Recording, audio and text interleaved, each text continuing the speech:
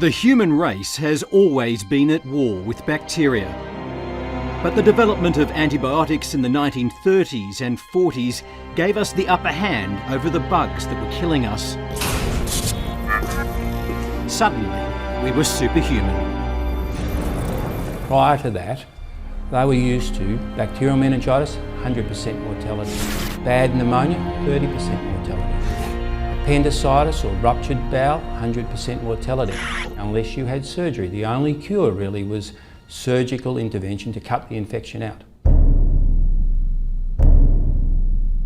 Antibiotics allowed us to do things that no one could have dreamed of doing historically. They've allowed us to transplant organs. They've allowed us to undergo chemotherapy. They've allowed us to receive therapy in intensive care units when we're critically ill. Without antibiotics, none of those advances in human medicine would be possible. We've still got the upper edge. Clearly, antibiotics still work, but it's the speed of change that concerns me. 20 years ago, this wasn't an issue. Today, it's a real issue. Infectious disease kills more people than cancer. TB kills 5,000 people a day. So if we don't start to act soon, start to put our pedal on the gas pretty soon, within another 20 years, we could be in serious trouble. We've deployed our antibiotic defences far and wide, while the bacteria have kept up their counter-attack. They adapted and evolved. Now even our last precious antibiotics are surrendering to the rise of the superbugs.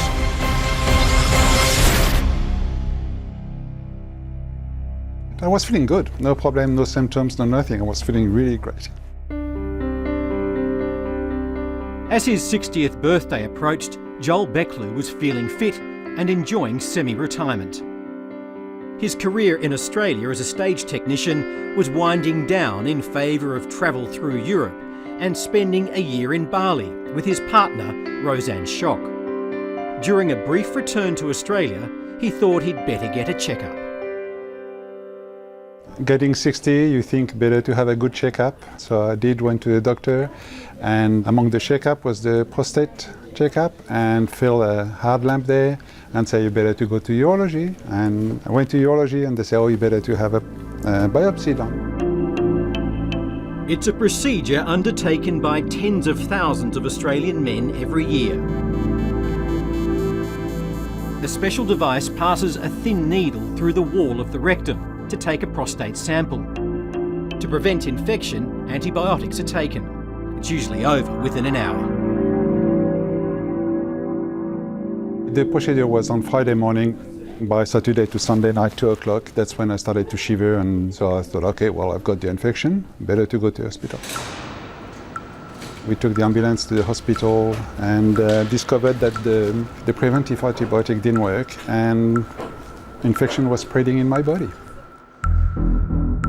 The infection spread from Joel's prostate to his shoulder, spine and hip. The first pain was in the collarbone. That was the very first one I noticed. Then the lower back pain started to come, and the hip, right in the hip joint, very, very strong pain. The pain was really horrible. Standard antibiotics had no effect. Joel had a superbug. I think within 10 days, the pain in my collarbone was so bad that they decided to operate it to do a scraping of the abscess in the collarbone. And then I basically lost touch with reality for about a month because of the painkillers. Joel spent 3 months in a hospital bed on rare antibiotics imported from overseas. His body wasted away. Now he's trying to regain his strength while fighting off the last of the infection. Obviously it has been a progress because I'm standing up and I can talk to you and whatever, which I wouldn't have been able to do only a month ago. A month ago I was in pain and screaming in my bed, so it has been a big progress. Somewhere in his travels, Joel had consumed a virulent strain of E. coli bacteria. It survived harmlessly inside his gut until it was unleashed by the prostate procedure. This one's not too bad. No, you look all right. I knew that it was a strain of E. coli they hadn't dealt with before and that they were trying their very best to try and find something that it would respond to and that would have an effect, but I wasn't sure at times whether it was going to work or that his organs would cope with the bacteria and the antibiotics and everything else, and that he would come through it actually. Did you fear for his life? Yes, at times I didn't know that he was going to make it or not. Now we know that people who've returned from overseas, in some of these hotspots where resistance is very common, and it's in the food supply and it's in the water supply because of misuse of antibiotics, mostly in those countries, that we've had a whole string of men after their prostate biopsy now getting superbugs into their bloodstream because we've introduced it into their prostate not knowingly, and it's then spread into their blood, and then they've got incredibly sick.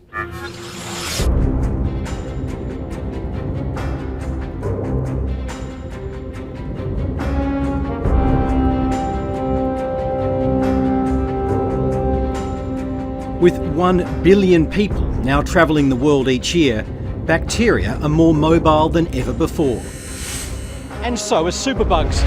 They're born when we abuse antibiotics, and we're doing that across the globe.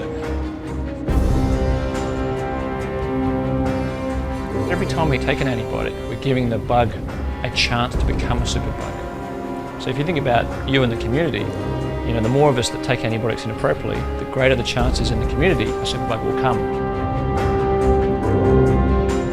Australia, I think, out in the community is pretty bad. It rates 7th in the world for overuse of antibiotics per capita. Australia is like many of the other developed countries. We saw development and wealth equaling ability to use antibiotics, and we lost the plot in terms of realising, well, most sore throats are due to viruses. They're not going to respond to antibiotics, but I want my antibiotics.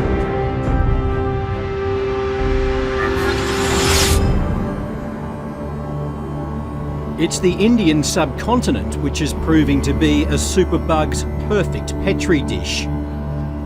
Antibiotic abuse is rampant here.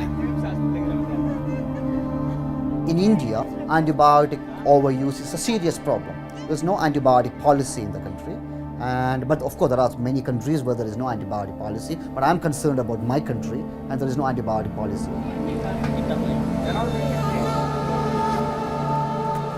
India mass produces antibiotics and sells them cheaply. The drugs are available over the counter without prescription.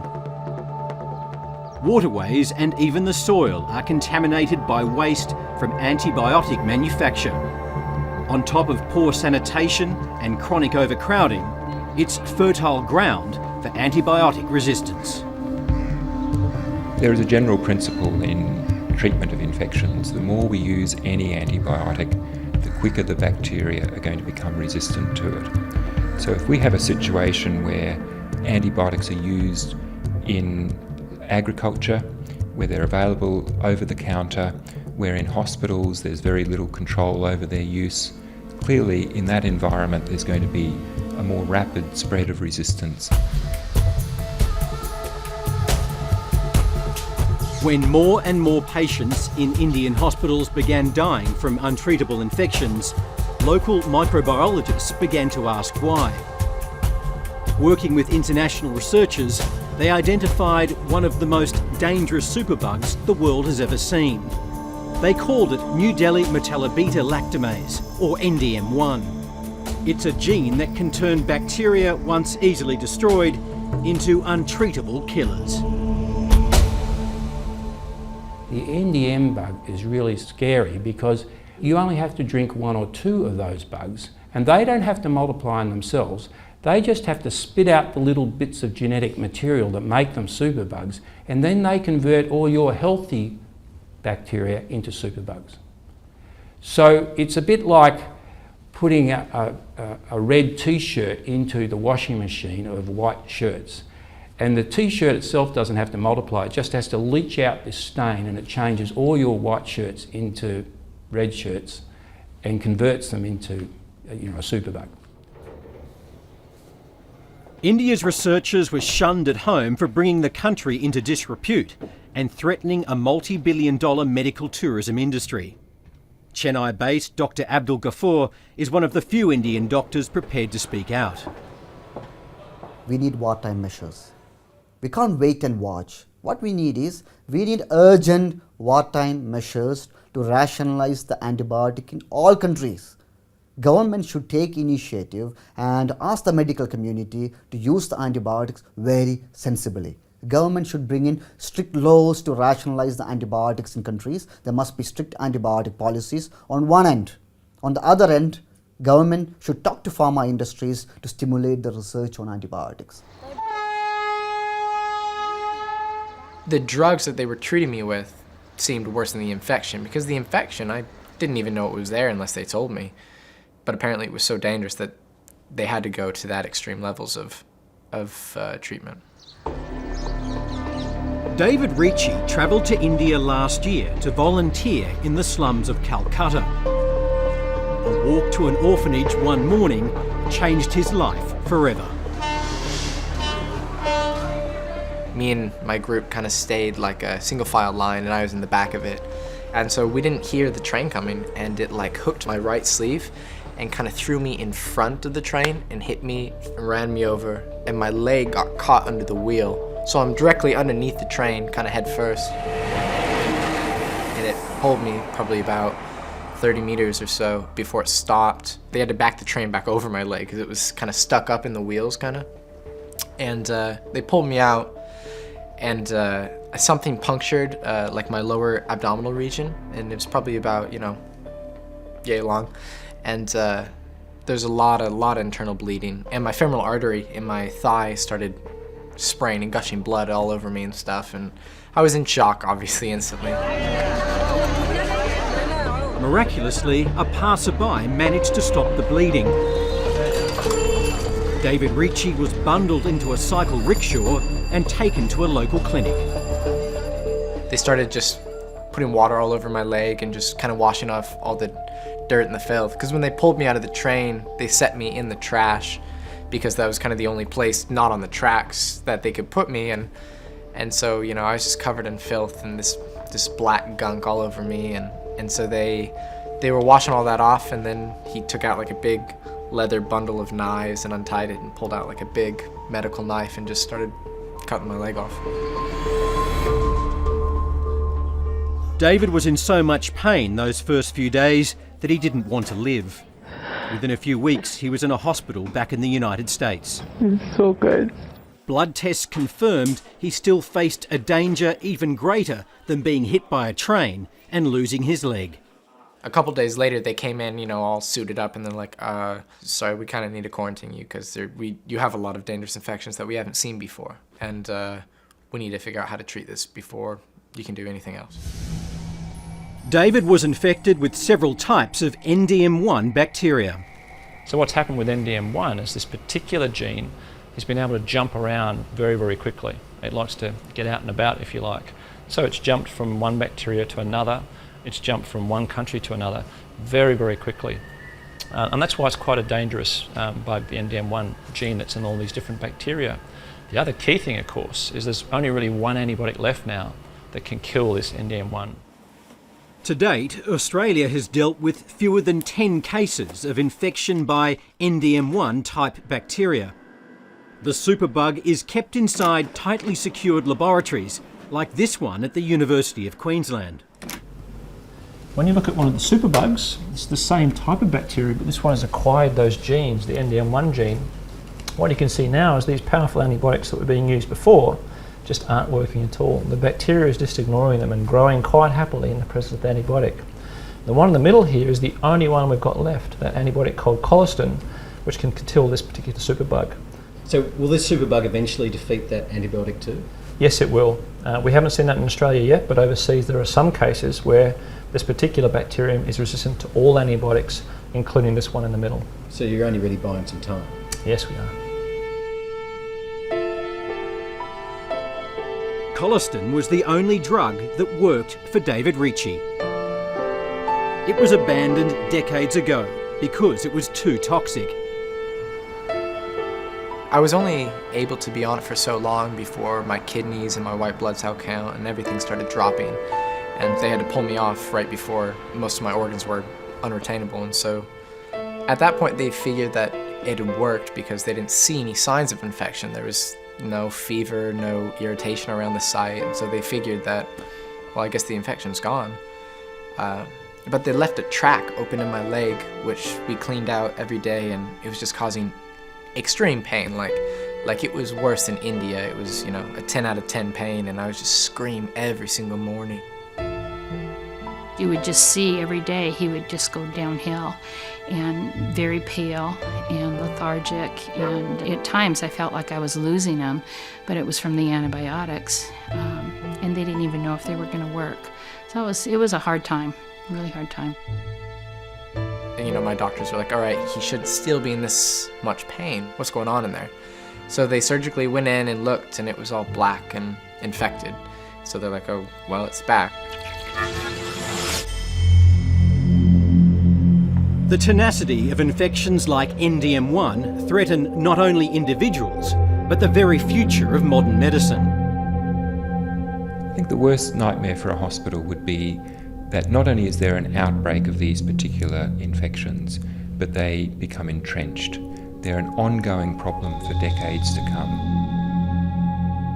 That really changes the whole game in terms of ability to deliver high-quality medical services, to deliver transplantation or chemotherapy or intensive care medicine.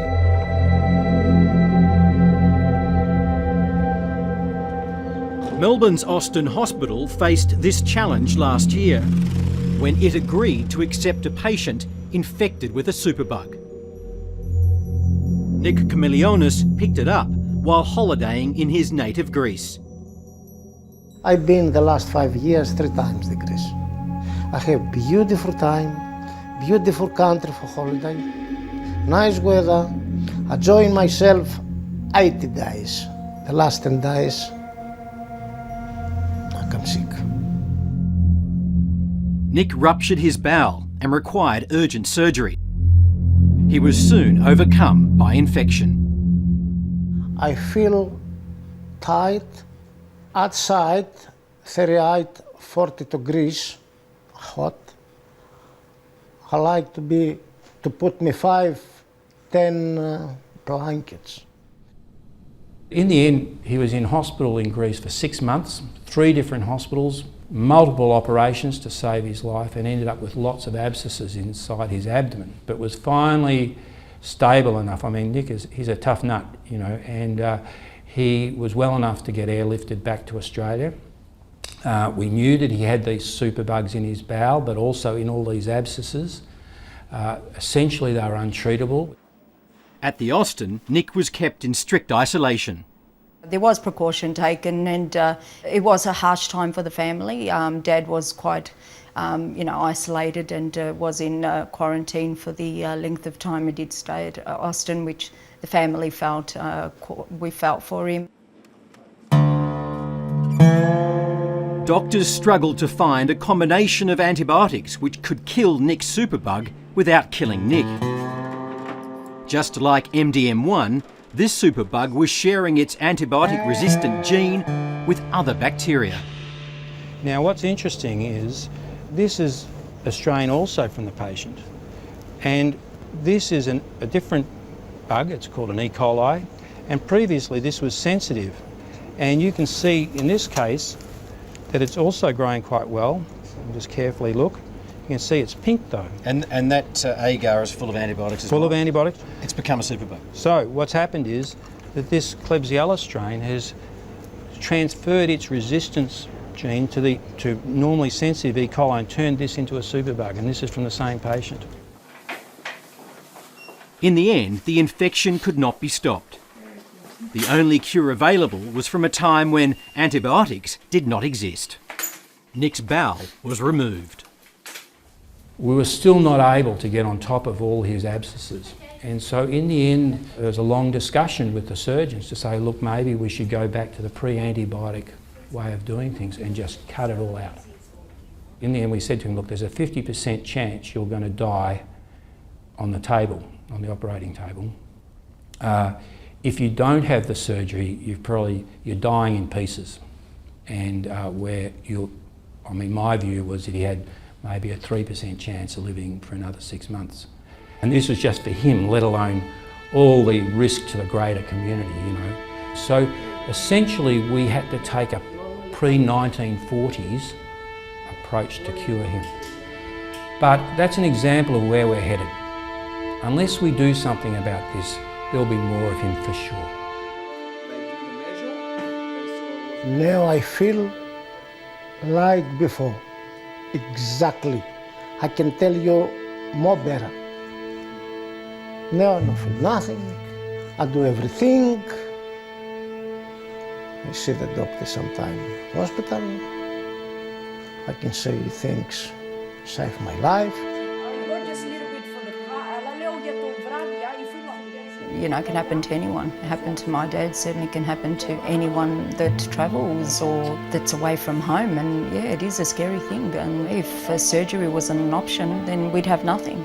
And we wouldn't have my father today. So it's a worry and it's scary, yeah.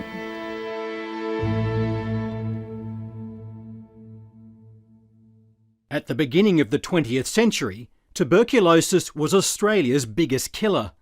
Antibiotics helped bring it under control. Today, Australia's rate of this bacterial infection is one of the lowest in the world. Indeed, it's easy for us to believe that TB is a disease of the past. But here in Papua New Guinea, right on Australia's doorstep, not only is TB thriving, but Superbug TB has already crossed the border.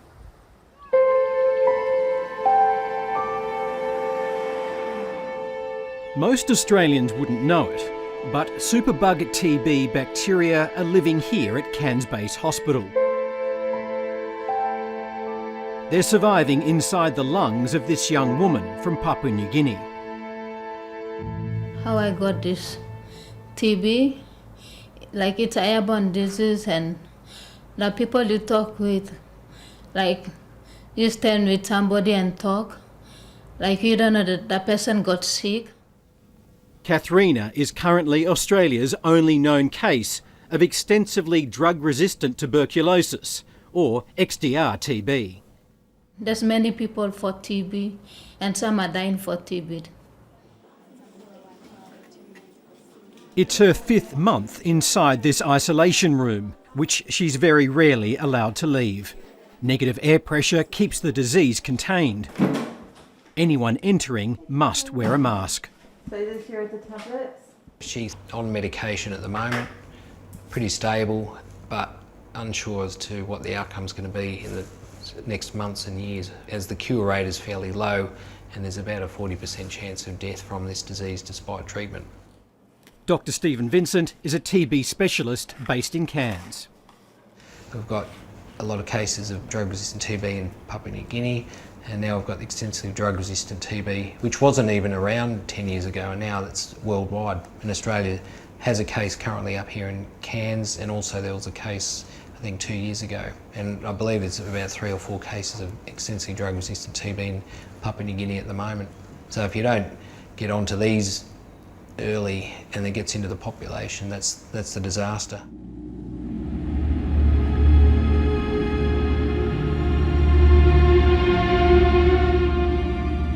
To understand why Katharina came to be receiving treatment in an Australian hospital, we went to Papua New Guinea. The rate of TB infection here is about 50 times greater than Australia's. About 3,000 people die from TB in PNG every year, around 1 every 3 hours. We travelled to the island of Daru, the dirt-poor capital of PNG's Western Province. This is the father of the woman in Cairns? Yes. It's here we found Katharina's father, Abraham. So I was very upset. I was very worried about it. She was losing weight fast. At my own expense, I had to take her to Saibai. It cost me a lot of money. And just because I loved my daughter and I wanted her to get better. So I had to take her to Saibai.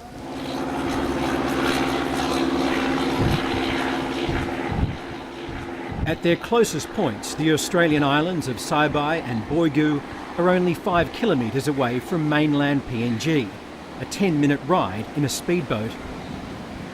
Unfettered two-way travel is permitted for locals under the terms of the Torres Strait Treaty.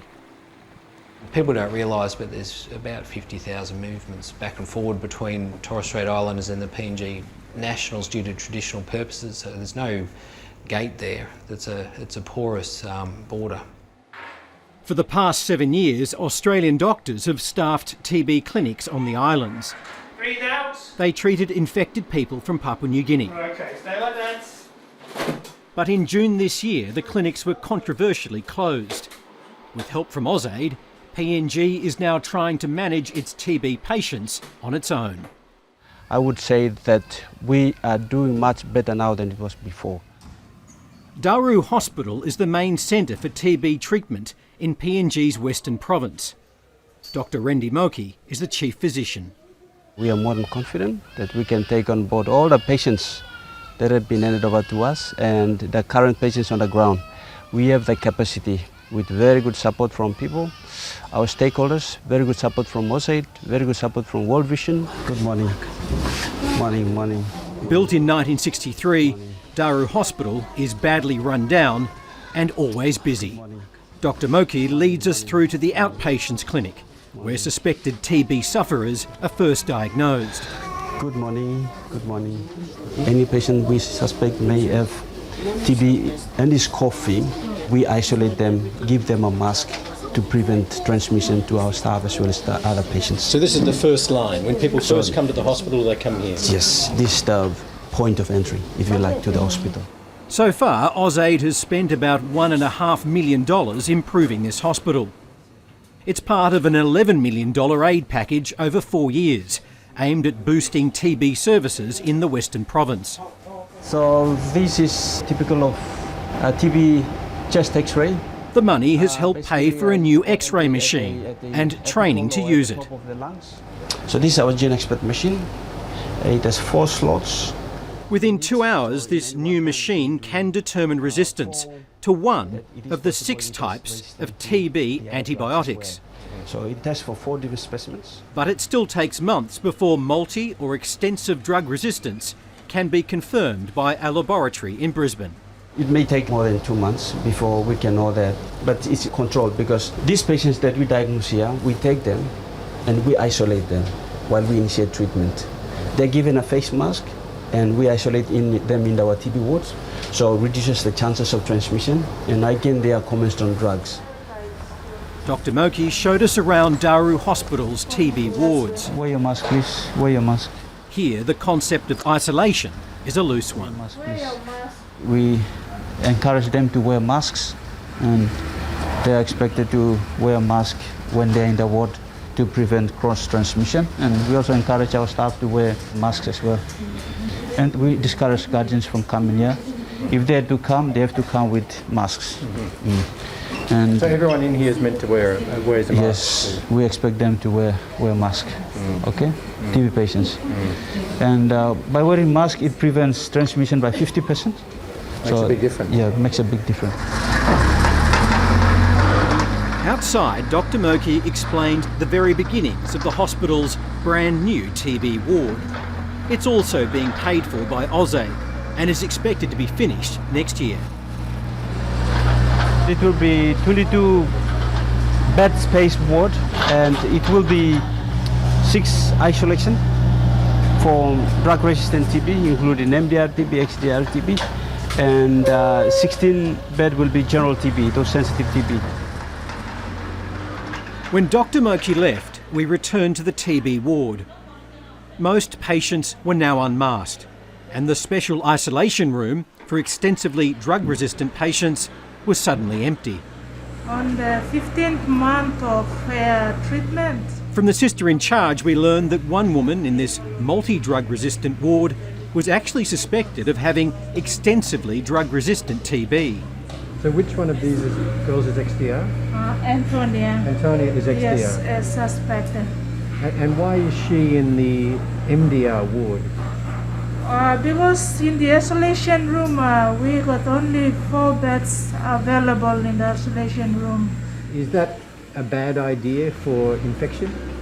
Of course it is, because If she's confirmed XDR, then she can spread it to the other patients. Anton Narua is the Deputy President of the region's local government. He's just learned that 2 of his nieces are here with TB. One of them is Antonia, the girl with suspected XDR TB. That's why I'm saying they're all going to die. They should separate them, but they're all mixed up together. I know my 2 girls are going to die. They're definitely going to die. There is something wrong which I can't explain. It happened to a lot of people. My 2 girls are going to die.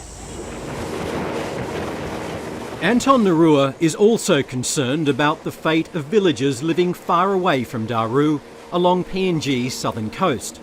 He took us to meet the people of Sigabadru. It takes 2 hours and the fuel costs $350. That's way beyond the means of people used to making quick trips to islands like Saibai, where Australia's TB clinic has shut its doors. Over there is Saibai, just only about 4 nautical miles from here, 3 nautical miles. It's very close. And how long does it take you to get there each day? It takes me only 10 minutes across by 60 horsepower outboard motor. AusAid has provided a sea ambulance to help bridge the distance between outlying villages and TB services in Daru. It cost about $500,000. It's meant to travel up and down the coast, dispensing TB drugs and checking on the sick. Since it was delivered in May, Sigabadru's villagers say it's only visited them twice. Okay. I am Mr. Berry, representative from community, and I would like to raise a concern on shutdown of the TB clinic at Saibai Island. The community of Sigabadru is not happy about the closure of Saibai's TB clinic or the service it's getting from the new sea ambulance. Only twice. Since then, it has completely stopped it. But we would like this one to continue. The new TB strategy in Western Province relies on health workers living in these local villages. Is there any sickness or disease? They depend on Daru. There was no patient that has been taken to Daru. All the patients are here, even those who are on treatment. Goiga Anu has been Sigabadru's health worker for 15 years. When was the last visit you got from the sea ambulance from Daru bringing drugs to the village? In June 27, that was the last visit. And they said that they were going to come in August 3, but they never did. We are still waiting. Have people here with TB run out of drugs? Yes, they have run out of drugs and they're still here in the village. Had any drugs for 3 months or something? TB sufferer Sabdu Samai got her drugs from the Australian clinic on Saibai Island. Yes. She's since run out. Yes, the last drugs were supplied at Saibai. And the last clinic, the speedboat came to visit the patients. And they advised that on August 3 they will come again and check the patient, but then they never did. And then patient's medicine's finished, but she's still waiting for doctor's review. So you need to see a doctor? Yes. And when did you last take drugs for TB? September 1. About a month? Yeah. It is our concern. We really want these patients to continue their treatment. Is that how you develop MDR and XDR? Certainly, MDR and XDR do develop through the non-compliance. Yeah. Australian doctors who worked at the Saibai clinic say Sabdu Samai's case was referred to Dr. Moki for further treatment. I'm not sure which patient you're talking about, but we are well aware of our drug-resistant TB patients on the ground at the moment. So those are the ones we have on the list, and we are following up on that. I guess this is what to point out, it's very difficult to do, but is there a danger of not maintaining? No, the system is doing what it's supposed to be doing. And this is we just started a year ago, and these are the initial phases, okay? As I've said, we are very much aware of our challenges. We are very much aware of our shortfalls, but we are working on it. We are not neglecting that, we are not ignoring it. Without faith in their own TB treatments, more Papua New Guineans like Katharina may seek care in Australian hospitals. She was diagnosed with multi-drug resistant TB in Saibai in 2010. With relatives in Cairns, she chose to travel here for her checkup rather than remain in Daru. From Daru, I flew to Port Moresby with my medication, and I stayed there for 3 months. And while waiting for my visa, I ran out of medication. And by the time I flew here, I got sick.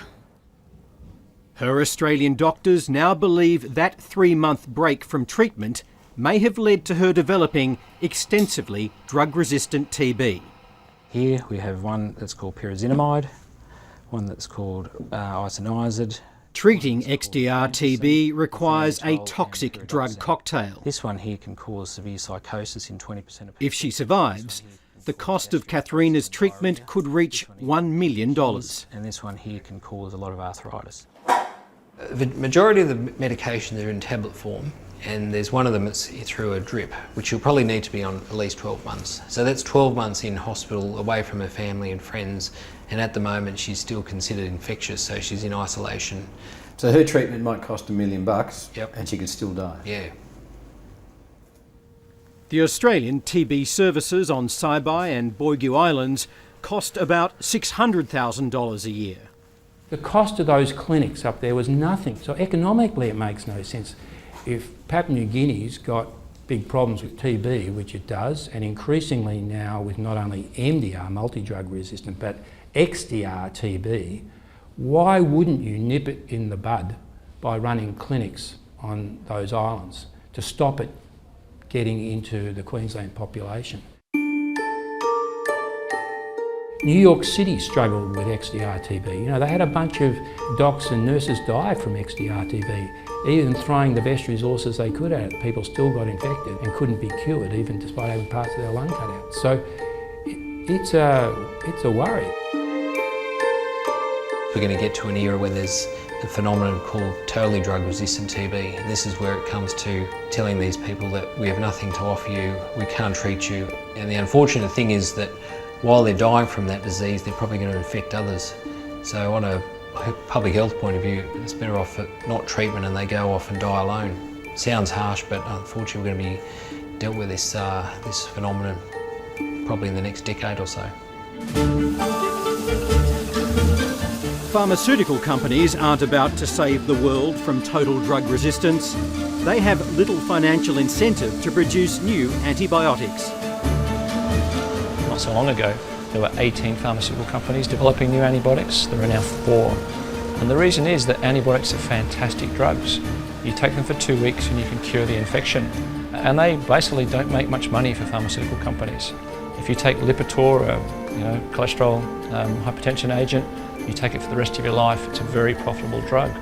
So the economics are wrong. And that's why here we are stepping up. If the industry isn't going to look at new antibiotics, it's really up to institutes like universities and research institutes to start to take that fight to the superbugs. The few new drugs in the pipeline are refinements of antibiotics we've already discovered. These new antibiotics, which I expect will become available in the next 2 or 3 years, are completely inactive against the NDM producers, the very bacteria that we're likely to see in Australia because of our geographic proximity with Asia and the Indian subcontinent. What are the implications of that? So the implications are basically we will have no antibiotics left at all to treat some patients. Therefore, it really rests on us to do surveillance for those infections and for us to put into place very strict infection control measures to prevent person-to-person spread within our hospitals.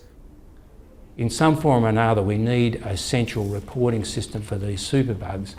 We need to go back to basics, improved hand hygiene, proper cleaning, bleach cleaning of hospitals. You know, bleach is a wonderful product.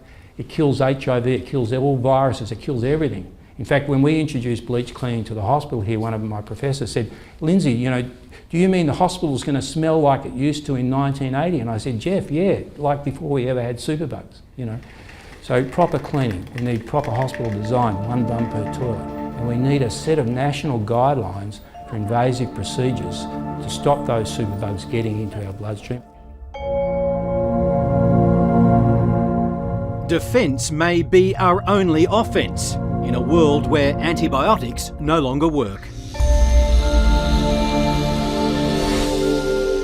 If we've got no antibiotics left, we've only got one option if we're going to save the person's life, and that is to eradicate the source of infection, to eradicate that area of infection, and that means radical surgery. And clearly that's going to impact many people's lives. They're going to be amputees, they're going to have had significant scars from major surgery in situations where previously we would have used an antibiotic and those measures wouldn't have been necessary. Since he was hit by a train in India, David Ricci has had 5 operations. Each of them have cut away a bit more tissue. It's now been almost a year since his last infection. They've always said that it could come back, and it could even be lying dormant right now. So, you know, it could come back at any time. I wouldn't say it's all the way out of the woods, but I definitely have experienced that feeling of recovery. You know, I'm walking on my prosthetic, I'm going back to school finally, which is something I've been wanting to do since India. I'm just kind of living my life, and if the infection comes back, it comes back. There isn't an infinite number of antibiotics, just like there's not an infinite amount of rainforest or coral reef. It is a very precious national resource. It's getting tougher. There are fewer companies in the race to discover them, but in the meantime the superbugs are going up and up. So this is what we call the perfect storm, and if we don't start to take action very soon, the problem's just going to get worse until we go back to the pre-antibiotic age.